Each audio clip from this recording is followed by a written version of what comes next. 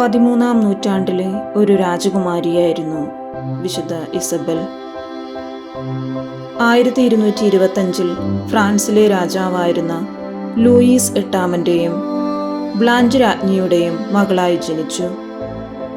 പ്രശസ്തനായ വിശുദ്ധ ലൂയിസ് 9 ഇവരുടെ സഹോദരനാണ്. രാജകുമാരിയായിരുന്നിട്ടും വളരെ ലളിതമായ ജീവിതമായിരുന്നു ഇസബൽ നയിച്ചിരുന്നത്. ചെറുപ്പം മുതലേ പ്രാർത്ഥനയിലും ദരിദ്രരെയും രോഗികളെയും സഹായിക്കുന്നതിലും ഇവർ അതീവ ശ്രദ്ധാലുവായിരുന്നു. പല രാജകുമാരന്മാരും ഇസബല്ലയെ വിവാഹം കഴിക്കാൻ ആഗ്രഹിച്ചെങ്കിലും താൻ ദൈവത്തിന് മാത്രമായി സമർപ്പിക്കപ്പെട്ടവളാണെന്ന് വിശ്വസിച്ച് അവരെയെല്ലാം നിരസിച്ചു.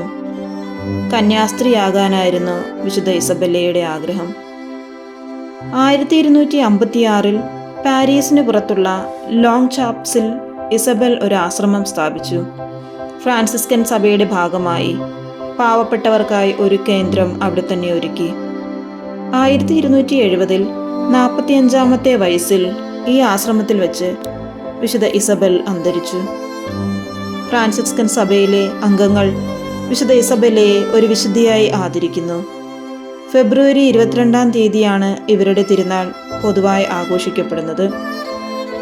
രാജകീയ പതിവുകൾ വെടിഞ്ഞ് ദൈവത്തിനും ദരിദ്രർക്കുമായ ജീവിതം ഒഴിഞ്ഞുവെച്ച ഒരു മാതൃകയാണ് വിശുദ്ധ ഇസബൽ.